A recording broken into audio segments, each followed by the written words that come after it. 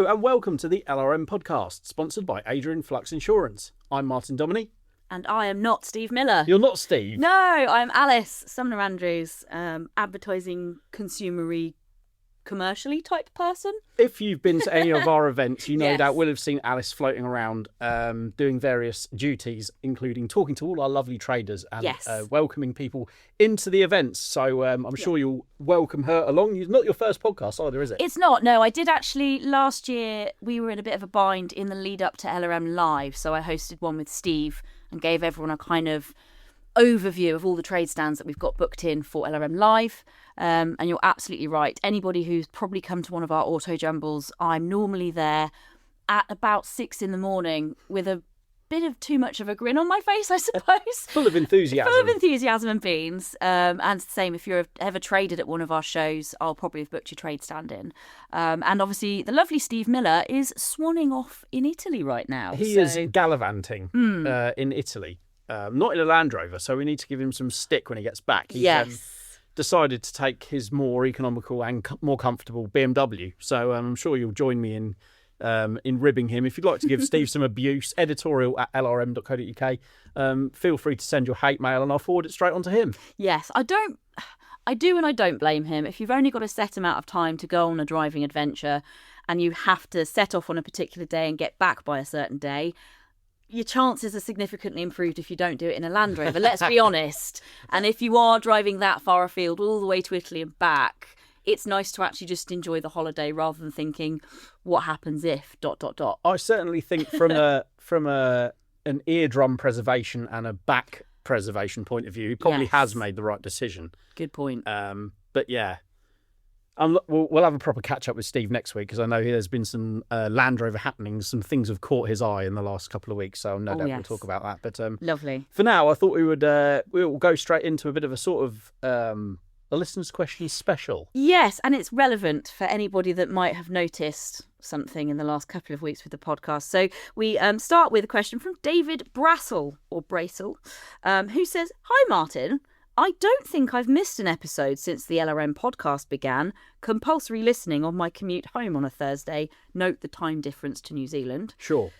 Very surprised and somewhat concerned that there was no 12th of August edition. Is everyone okay after Fest?" Well, David, yes, we are. We are all. Thank you for asking. You're not the first person to have noticed that we did, in fact, miss an episode. We were doing our very best not to miss any episodes, but sometimes things don't necessarily. The stars don't align. Yeah, life doesn't go to plan. We're way over 100 episodes, and we did miss one. Basically, I was off on paternity leave because my little boy is now with us in the outside world. We're enjoying all the fun that is having a newborn, and Steve, went to go on holiday. Yeah. So we're a bit thin on the ground, let's say. It's a busy time at LRM. People are in and out and doing their own thing. And obviously we're taking a breather now that Fest has been and gone. And a massive, massive thank you to everyone that came along to the big Land Rover Fest.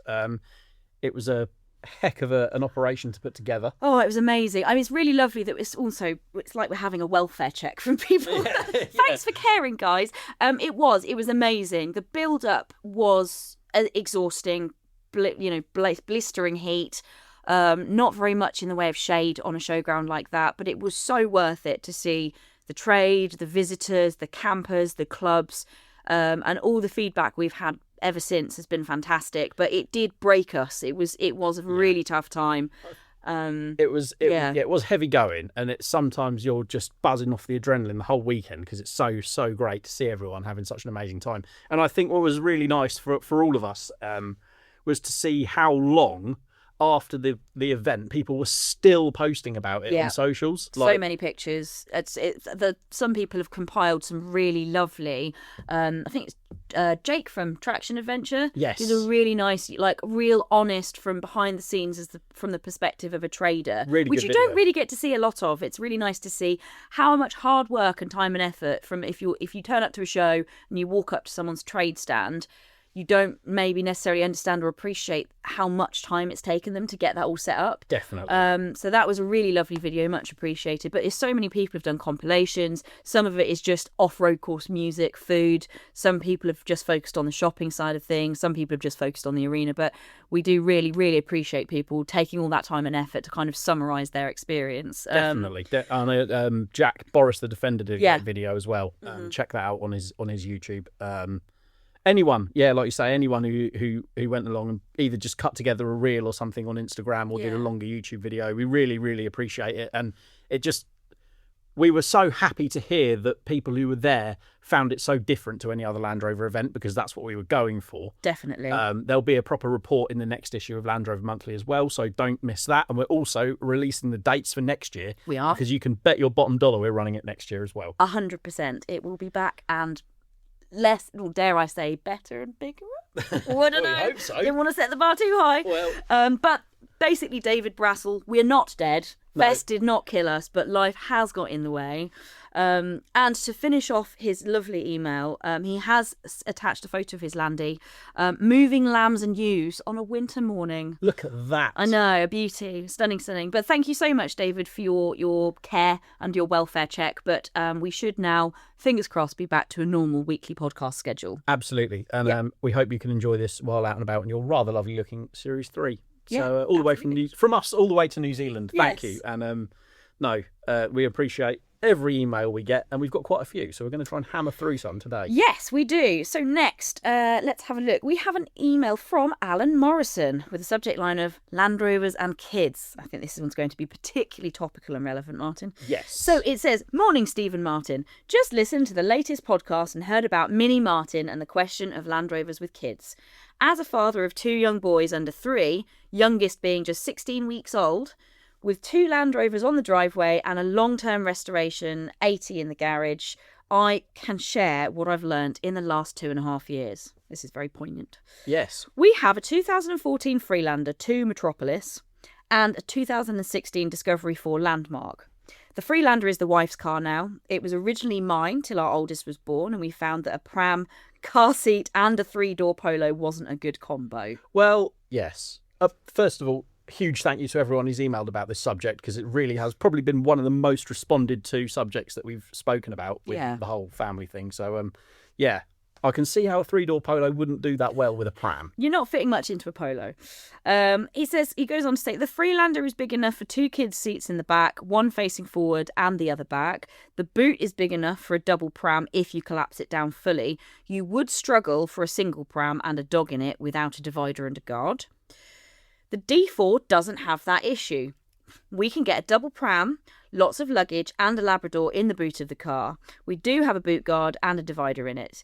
The middle row can take both car seats, but an adult can still sit in the middle seat between them, which is rather handy as my youngest is 17 weeks and isn't keen on car trips yet. The car seats also sit better on the D4 seats as they are flat compared to the FL2, which means the baby sits better in the car seat over the Freelander 2. The big issue is reliability. Our Freelander 2 has been excellent for nearly 6 years, an annual service and any other maintenance items, but it's never broken down or given us any issues. The D4 has had one breakdown when it snapped the crankshaft at 70 mph and locked the engine solid, warping the block and giving me a 4-page bill that I've framed as it was so big. Nice. Not to laugh, but... I put a new crate engine from JLR in it with 2 new turbos and various other parts that my specialist said needed sorting. It came with a 2-year warranty, which gives some peace of mind. The claim is that the crankshaft had been revised in 2024, so the newer engines are better for reliability, but I suppose it's only too early to give a long-term claim on that. I personally get a D4.5 with a blown engine. Oh, there's quite a few about. Get a crate engine from JLR for the warranty and a better crank and make a story of it for the magazine.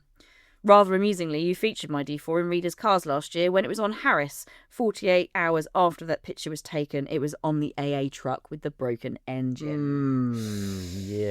Who's included a few pictures of the cars. The 80 inches currently in bits. As always, keep up the good work, Alan Morrison. Thanks very much, Alan. And it's kind of a reflection of exactly my dilemma, really. And having now got 2 weeks' worth of first-hand experience of trying to fit a dog, a pram, the pram, the top of the pram, bassinetti car seat type thing. When babies are really young, they lie flat on in a pram. That bit detaches. But yeah, by the time you fitted that and again the dog, which takes up most of the boot space, it's on the cusp of being too small. Okay. So it might suffice for like short term to mid-long, like the next year or two. But do you think once you're into booster seats and your little one gets a little bit older, you might need a bit more room to breathe? It's a job to know, because the pram itself has got two attachments. It's got this flat-based sort of basket which he rides in at the moment. But I think your more traditional push chair, which has a more upright chair, I think that takes up less room. They fold a lot flatter. Yeah, that's true. Might get away with it for a bit longer. But yeah, I mean, it's you're putting the pram behind the front seat at the moment, and then obviously the dog is in the boot, so it's a bit of a challenge. It's a bit car Tetris, and we haven't done any sort of really long distance journeys yet. So I think that's once you start adding luggage into the equation, that's when you'll probably make your final, like maybe next year, your first big Christmas trip or your big holiday. You'll start to figure it out. It does tie in nicely, I will say, if people haven't already seen, we did a really nice D4 buying guide that's out on YouTube at the moment. So for anybody who isn't that familiar with them, would like to have a look at what the sort of spaciousness and options are, check that out on our YouTube. But it definitely sounds like if it's an option, a Disco 4 could be a really good way to go if you're in a family situation. It's a really good point that you make, actually, about buying one with an engine already blown and putting an engine in, because you could, as you rightly say, you could buy a really, really lovely condition one with excellent history and pay good money for it, and it could still blow up, and then you're still needing to put an engine in. So having seen the sort of specification cars that are around with blown engines, and you can get them for like £2,000. I was going to say, what's the sort of price point of if it's in a really mint condition but you don't know if the engine's going to blow up versus 2 to 3 for one with a blown engine. Okay, and then how much do you think to? So I think an engine is 5 to 6, and then you've got turbos, and then you've got labour. So you're in the thick end of 10 grand. Okay. But like you say, with the 2-year warranty, that's still a damn sight cheaper than anything new. Yeah, very true. And they're such a useful vehicle. But it's interesting. Yeah, I mean, I can't remember where. Do you know what? It feels like forever since we last recorded a podcast. You miss one and everything's out of kilter. But I have actually got the Defender 110 County Station Wagon now. But I was toying with buying, and that's proving an adventure in itself. Okay. So every time I fix one thing, I find 2 other things that need sorting out. Ah, I see. It was a bit of a gamble, and it hasn't paid off yet. It hasn't paid off yet, but I'm hoping I'm starting to see the light at the end of the tunnel now. Yeah.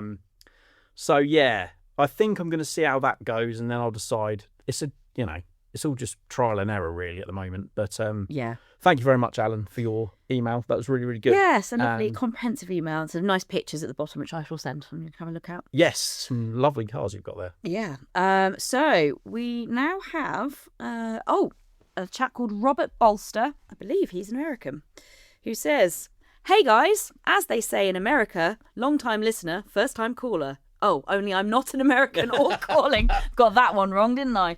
Love the podcast and was nervous about contacting you. Why? Why? Yeah. We're just normal Land Rover people. I mean, send us all sorts of nonsense. Please do. Yeah, we thoughts, love it. ideas, questions. Editorial at lrm.co.uk. We love to see it. We do. We love to hear from people. So he says, since I was a kid, I've always wanted an old Land Rover Defender in mint condition.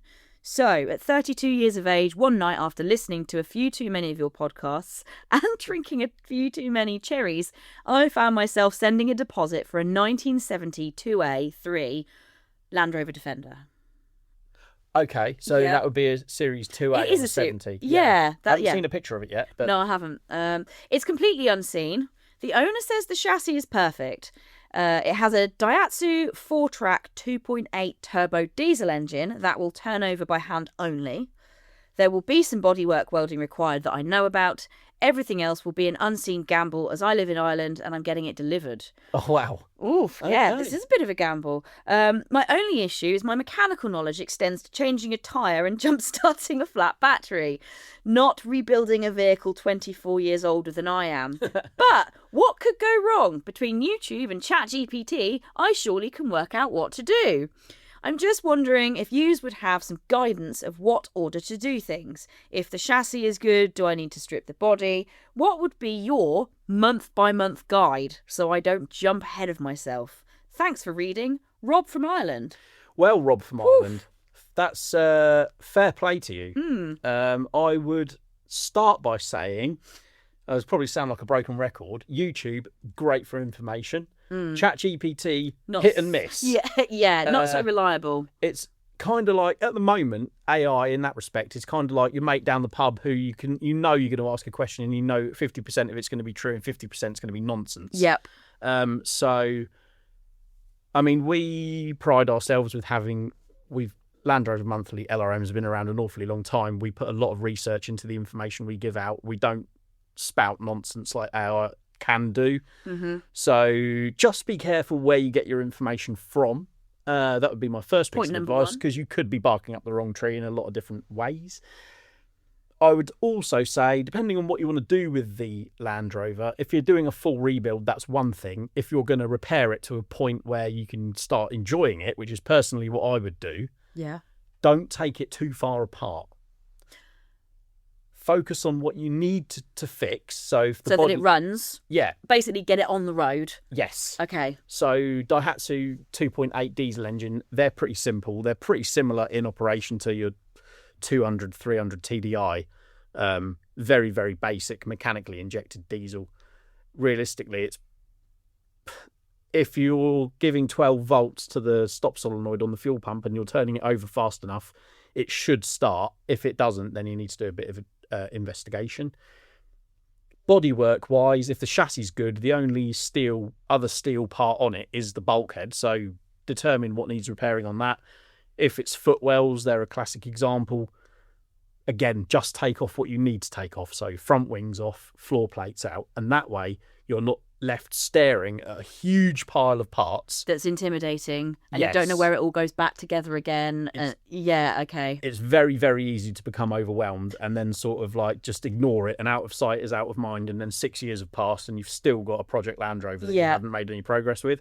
So kind of like when I try and reorganise my craft room and then suddenly I take a step back and there's everything everywhere and I get overwhelmed and I just sort of go, just put it all back where it came from. I don't know what I'm doing. Yeah, time to ignore it. So bit by bit, just try and get it to a point where it's drivable. Focus on one thing at a time as well. So don't strip one thing down and then order the bits and then do something else.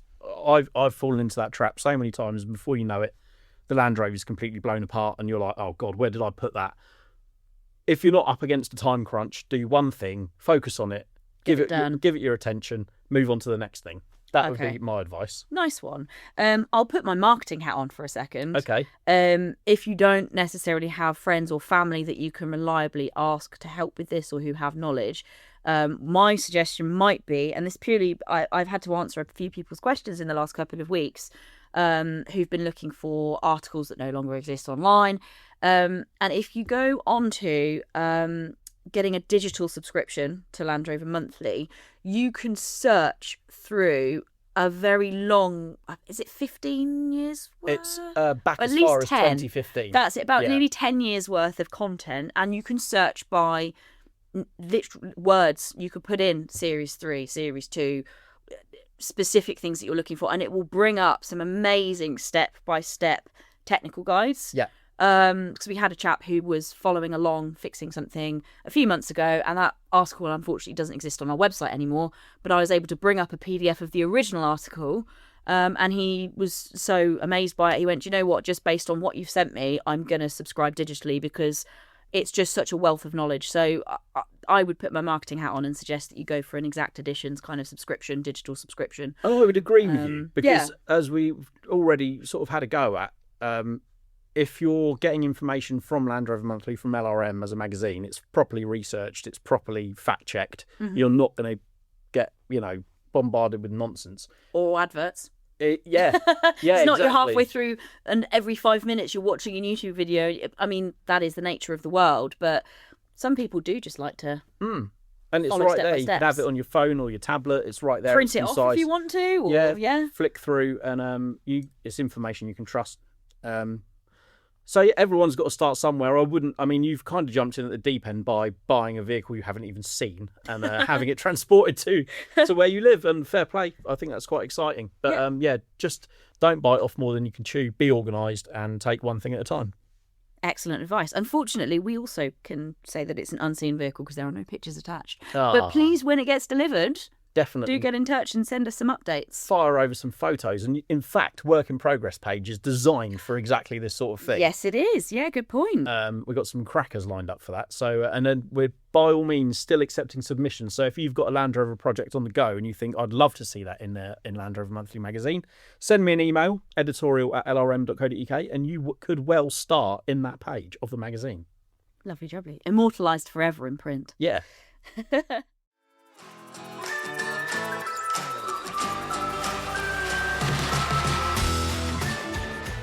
If you're thinking of going off-roading, did you know that most standard insurance policies won't cover you if your Landy gets damaged? That's where our sponsor Adrian Flux comes in. They can include off-roading and green laning cover on your Land Rover insurance policy, perfect for those who like to push their 4x4 to the limit. Just search Adrian Flux Land Rover Insurance for more information or call them directly on 0344 728 0417 for a quote.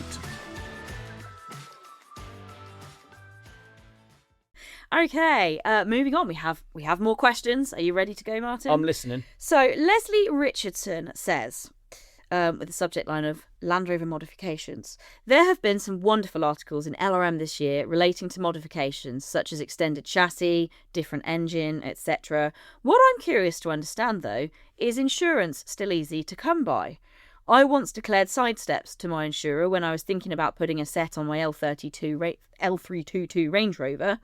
My insurer increased the annual quote from £440 to a little over £3,000 because they viewed this as a modification. Needless to say, I didn't bother with the side steps. Have your contributors had to pay through the nose for the pleasure of modifying their Land Rovers? Well, if you could have seen the face I made when it said that your premium went from £400 to £3,000, the answer is no, and that highlights the importance of specialist proper insurers who know what they're talking about, such as Adrian Flux, who sponsored this podcast. Thank you for sponsoring Adrian Flux. Thanks, Adrian Flux. A very, very valid point, because they will have much more up-to-date...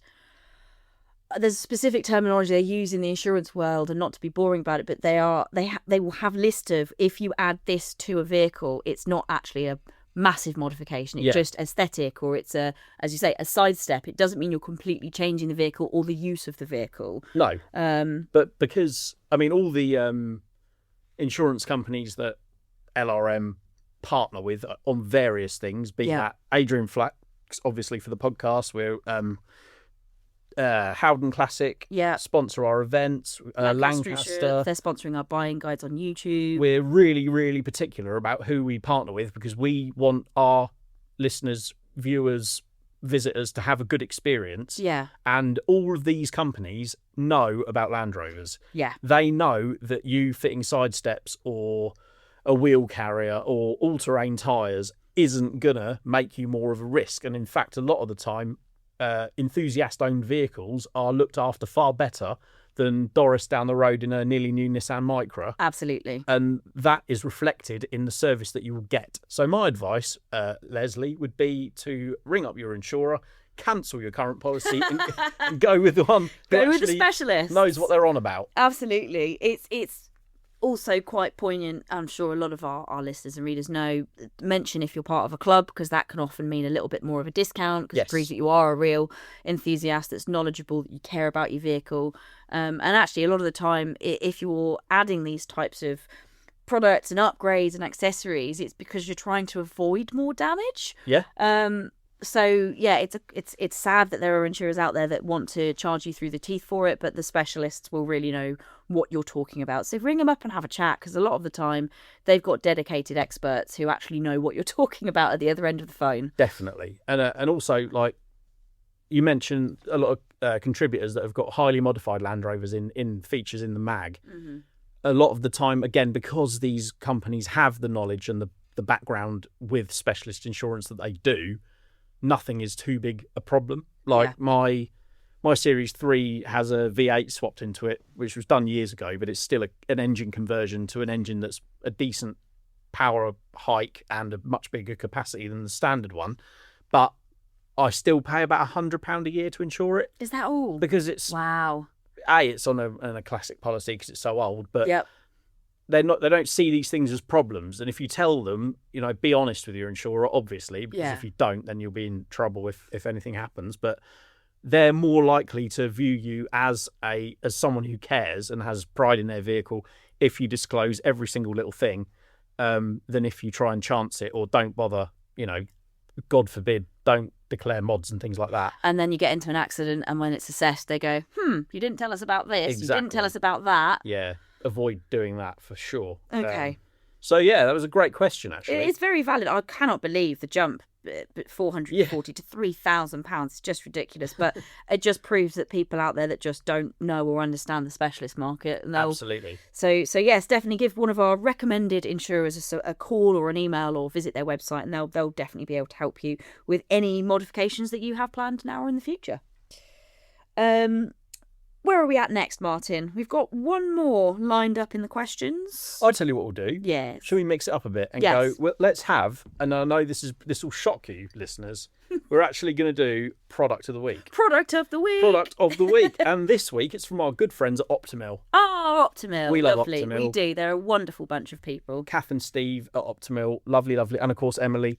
Come to our events, and just the stuff they put out for Defenders is absolutely top-notch. It's gorgeous, and it's wonderfully made. And this is no exception. This is their new mirror blanking plate. So, if you've got an Optimil rear view camera instead of a traditional mirror, you don't need a mirror anymore. That is true. So you can unbolt the mirror, throw it in the bin, and fit one of these rather lovely billet aluminium blanking plates, so that you don't have a hideous open socket at the top of your windscreen. It was receded where it was originally screwed in, and exactly. it just makes it look flush and sexy. Exactly. Nice. It's lovely satin black billet aluminium piece, just screws in over where the mirror used to be.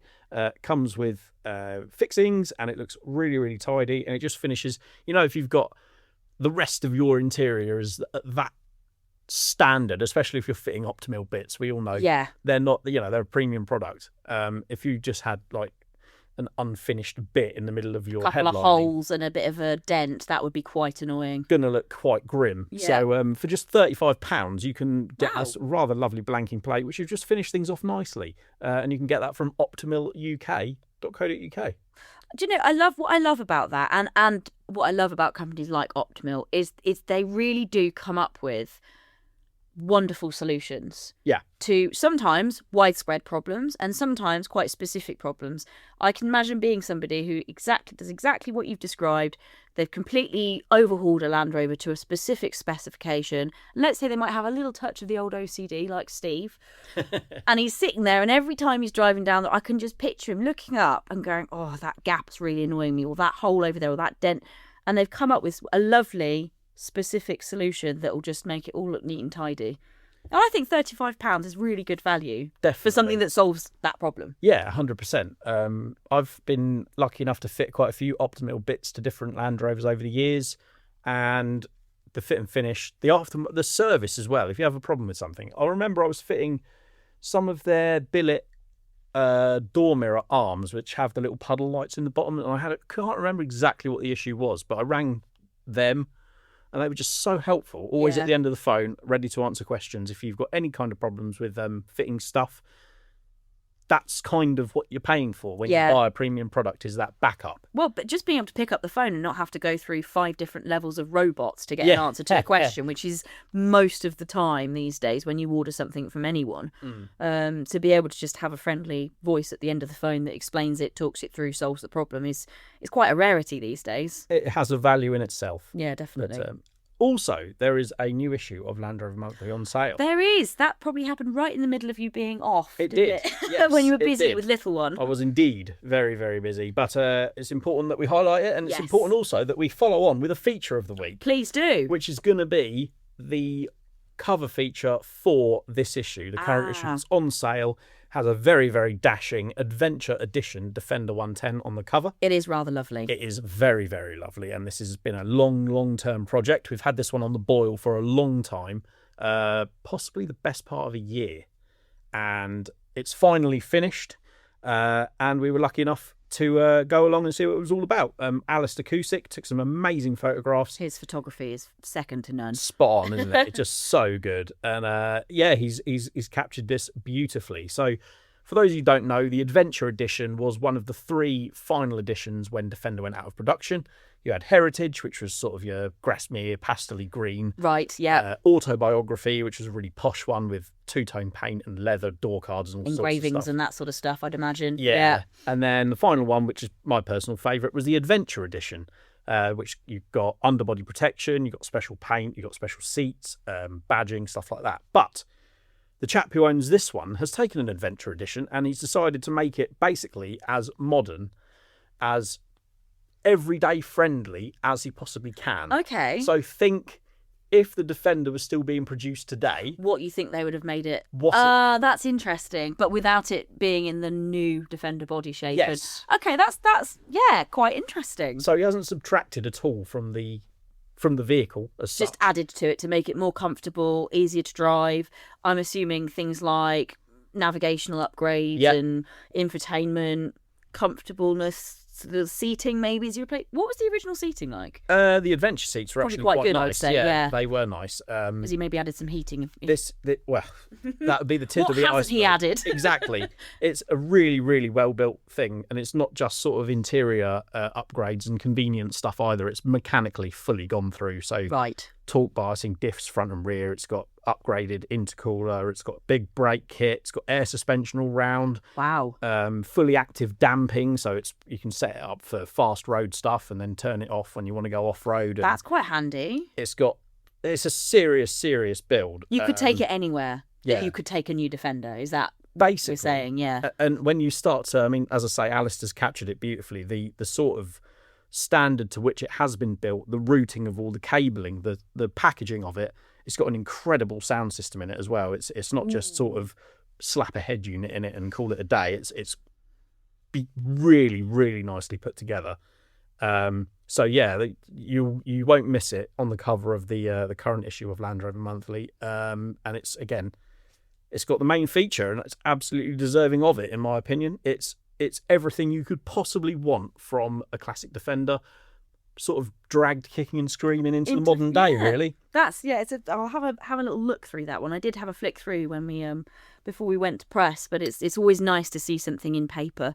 Now people will know what to look out for when they go into the supermarkets and newsagents. Absolutely. And it's got I mean, I won't go into it too much because I don't want to spoil the surprise. No. But there's a serious amount of nice kit on it, and it's a thing of beauty. It's probably a good aspirational vehicle as well for people that, if they've got a Defender in their sights, to sort of really overhaul it.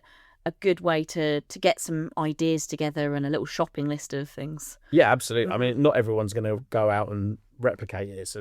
I wouldn't time, effort, and money. It's off the charts, surely. Yes, I would not.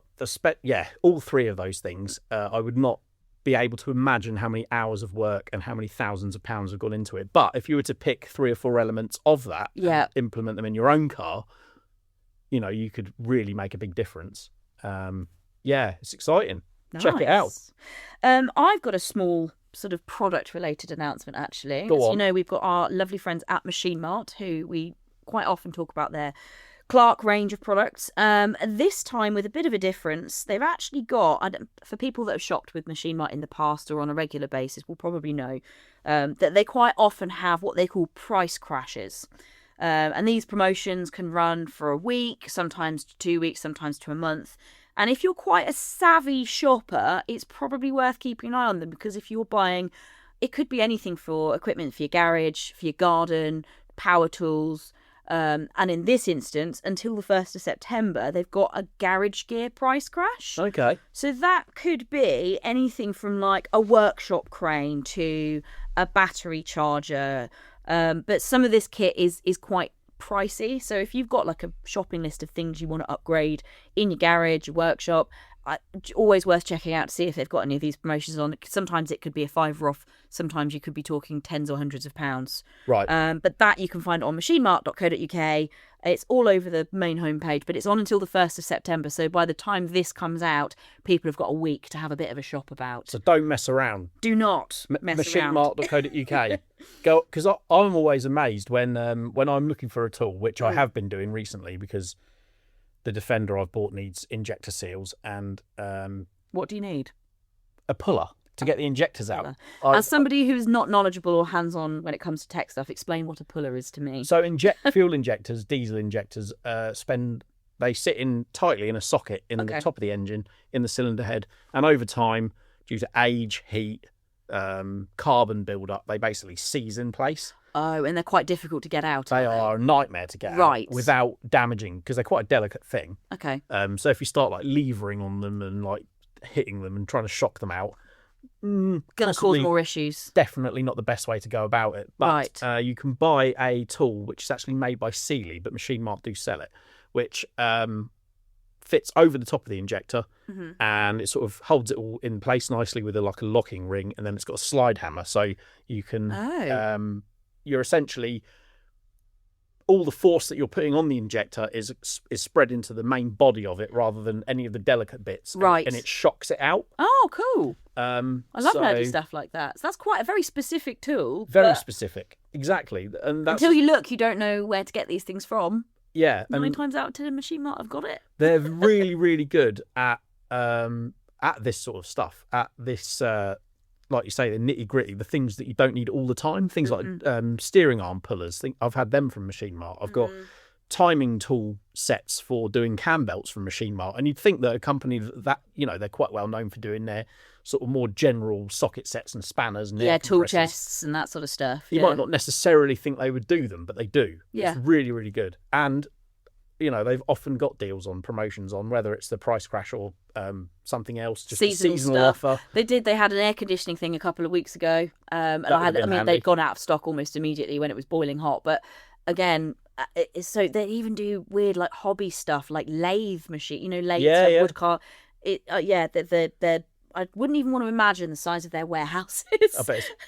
But the other thing, I know we sound like we're waxing lyrical about Machine Mart, but the thing I love about them as well is they still have really big retail shops. They do. They've got proper old school stores that you can go in and walk around. And for a lot of people, I mean, you probably would end up spending quite a bit more money if they're a person, I would say. Definitely. But it's brilliant if you're that sort of person that wants to have a tangible look and touch and feel. If you're going to spend serious money on gutting, completely kitting out your workshop or your garage or buying big bits of kit, you should be able to go and have a look and have a try of these things. Going to a proper well-stocked retail shop is such a rare treat now that I kind of look for excuses to go to places like Machine Mart and go outdoors. That's another favourite. I love going to go outdoors. But I can't say enough good things about them, really. There's just lovely people to deal with, and they've got 99% of the time they've got what you need. Yeah, definitely. So there we go. That's the little shout out from us about them. We've got another question. Okay. Have we got time? Of course. Let's go for it. Always. Podcast feedback and question from Josh Kitchen. Feedback and a question. Ooh, we like a bit of both. Josh says, "Good morning, Martin and Steve. Firstly, thank you for the quality magazine and podcast. I started listening earlier this year and I'm working through the back catalogue whilst walking the dog. I was listening to one of the back episodes of the podcast. You spoke about some of your previous Land Rovers that you no longer own. I currently don't own a Land Rover, but previously owned a TDCi 90 hardtop, 2 Discovery TD5s, one was a pre-facelift and one was post-facelift, and a Series 3 109 hardtop project that I never finished and sold on when I moved from Herefordshire to Scotland. Is there a particular Land Rover that you sold that you regret, or if it was offered to you, you'd buy back in a heartbeat? For me, I regret selling both my facelift Discovery TD5 and my Series 3 109, but out of the two, I'd take my Discovery. It was our wedding car back in 2016, almost 10 years ago to the day, as we got married on the 6th of August 2016. It wasn't anything special. It was GS spec, manual and Oslo blue, but it never caused me any bother. Keep up the good work. Both the magazine and podcast are brilliant. They're both great motivation for saving the pennies to get back into Land Rover ownership. Josh. Oh, thanks very much, Josh. Good question. What a lovely email. Yeah, really lovely.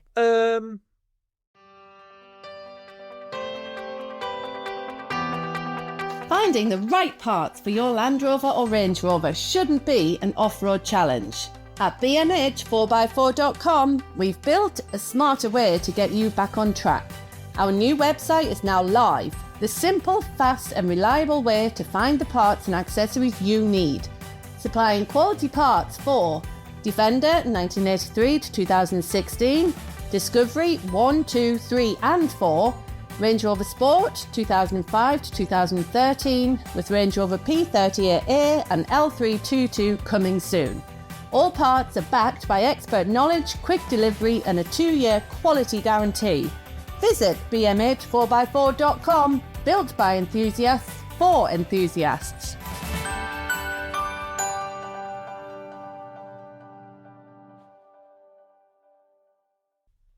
Yes, there's always... it's such a difficult thing, and it's a question we do get reasonably regularly, and the answer is there's always a reason why you would regret selling something, but there's also always a reason why you sold it in the first at that place. time. Yeah. Three Land Rovers I would definitely buy back given the opportunity. Only 3 come to mind. Yeah, instantly. Excellent. Go. The first one was my first ever Defender 90 that I bought when I was 16. Yeah, nostalgia. I would absolutely love to have that back. I got up so many adventures in that. Oh, your amazing. First car, it's like your independence, isn't it? Yeah. Have you ever tried to track it down? Any idea where it might be? The difficulty, I lost track of it a couple of years after I sold it, and that was because it changed the number plate. The guy who I sold it to kept the plate on it because it was his initials. So I don't know what reg it's on now, so I couldn't track it down even if I tried. That's really frustrating. But the guy who I ended up trading it at a Land Rover independent for a 110, and then the guy who ended up buying it from that independent rebuilt it, and it was originally red. He painted it black. He did a lot of work to it, and it did look smart. But again, because it had the reg change, I've no idea where it is now. It might not even be on the road anymore. And it, in some ways, it's probably completely different from the vehicle that you remember. Was. Yeah, yeah. I don't think it took him 6 months to completely refurbish it. And wow. it did need it, to be fair. It was, I was looking after it on an apprenticeship wage. Yeah. I say looking after it in loose terms. I was keeping it on the road. Keeping it alive. Yeah. Yeah. Just about. Okay. But I'd love to have that back. I've got so many good memories of that little... It was the 90 truck cab, 200 TDI. Lovely. Red. Every weekend I could afford to, we went off-roading or green laning in it and it had camping. A hard life. Oh, yeah, but it was just such a great little thing. And to have that as your first car when all your mates are driving, like, Corsas and Saxos. Yeah, crappy little hatchbacks. Yeah, it's just really, really cool. I'd love to have that back. The second one, my Black Discovery V8, which is now owned by a chap on Instagram called... But anyway, this Discovery I know is still around because I see it at shows. I see it. Oh, nice. It's often at the Gaydon Land Rover show, and every time I see it, I'm like, ooh. She's looking good. It does look good. She stood the test of time. So his Instagram is blackj.garage. Okay. Edward Shaw, really lovely guy. I spoke to him at Gaydon a couple of years ago, but he's basically hasn't modified it. The only thing he's done is put Defender steel wheels on it, so it looks a bit different. Okay. But he really put the effort into the engine that it kind of needed. But it's a lovely, like, rust-free, standard 200 series V8 Discovery, and I really, really, really liked it. And I can't even remember why I sold it, but I regret selling it. Because something better came along? Possibly. Or an opportunity that couldn't be missed? I think the issue was I had that, and I had my diesel one, and because I was using a Discovery every day, the diesel one always got chosen because it was actually half decent on fuel. Yeah, that makes sense. So the black V8 just sat in the unit most Not getting of the time, love that it deserved. basically. Okay. But I'm glad it's gone to someone that is, because he really does look after it. He makes great videos as well. Check him out on Instagram, blackj.garage on Instagram. Thoroughly lovely guy, and I'm glad it's with someone like him That cares about it, yeah. But if you do ever want to sell it, send me a message. Get in touch. Because I'm DM definitely me, not in the position to do it. But and the third one is my 1.8 Freelander, which I turbocharged, and that is one that I sold because something came up that I couldn't turn down. Ah, right, okay. So it was kind of a quick decision that I had to make. Now or never. Yeah, but that now belongs to Warren at Muddy Mods. So, and he's putting a lot of effort and money and time into making it very, very powerful. So, to be fair, if you're gonna sell a Freelander to anybody, then you know it's gonna get a lot of love and care. It's Muddy Mods. Oh, definitely. yeah. I mean, he was the man for the job, and he drove it around a fair bit as I'd put it together. 1.8 petrol with a turbo added, low compression pistons, things like that. And then he took it off the road to do some development work, I think, for a customer's car, and he's putting it back on the road very soon with some seriously tasty upgrade parts. So I very much look forward to seeing that when it's done. So again, another one that I was sad to let go, but also pleased that it went to who it went to. And you were doing it for the right reasons, for something that you... A timely opportunity. My Series 3 came up. I was going to ask if it was maybe for your Series 3. It was. That's a real cherished... Yes. Loved vehicle. Well, that's sort of, part of the family now. That. Yeah, part of family. Part of the family. But that's... I wouldn't have been able to physically buy the Series 3 if I hadn't have sold that. So that's why at the time it made sense. And to be fair, that Series 3 has had a lot of love. It's gone on a lot of adventures. It's become sought after. You know, it shows lots of people like to come along and ask you what it's been up to, and so it was worth it. Yeah, I think so. And it'll be interesting to see what he does with the Freelander. To be fair, it will. As soon as that's done, I want to come and have a go in it again, because I did drive it. Not last time I was there, possibly the time before, and it was it just puts a smile on your face every time you go out on the road in that thing, because it's so out of character for the sort of car it is when you drive it, and it's making silly noises. And in fact, it was a turbocharged converted Freelander that won Carcana this year at Fest. Really? Yeah. They're a handy little thing, especially when they're driven by someone who knows what they're doing, which wasn't me at the time. But really, really good. Well, that actually is a really good question, and it's probably a nice thing for all of our listeners to think about. It takes you trips down memory lane and brings up your thoughts. But yeah, Josh, thank you very much for that thoughtful email question, and some feedback is always appreciated. I'll put that to Steve as well when he's back, because I'm sure he. Say, would you hazard a guess out of your knowledge of Steve's back catalogue? I would probably, just from previous conversations, him and his wife quite regret getting... Was it Disco 2 they had? Yeah. That they absolutely loved. Yeah.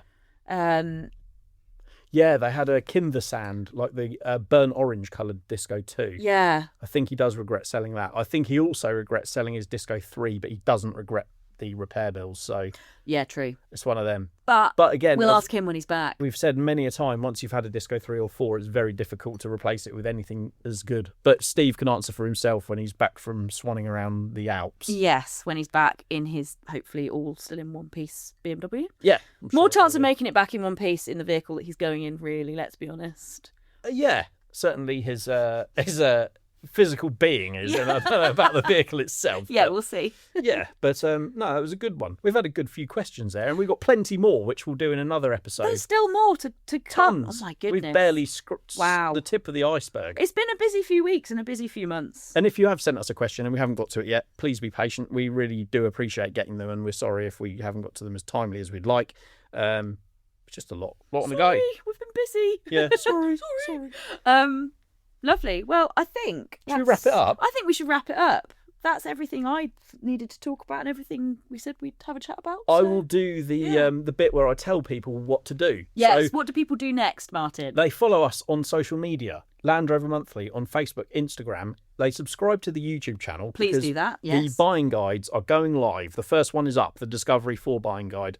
Really, really nice reception on that. Lots and lots of insightful comments. Get stuck in the comment section. Let us know what you think.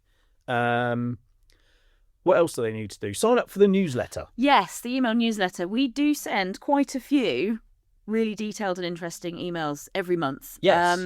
They're relevant to what people actually want to know about. They're not like just spam and rubbish that people will get and then instantly delete. It actually is relevant to your interests. That's it. You'll get around the beginning of the month, we normally send out an events email. So that will say what's going on for the next month or two, mainly in the UK, but also little meetups and club meets and stuff like that.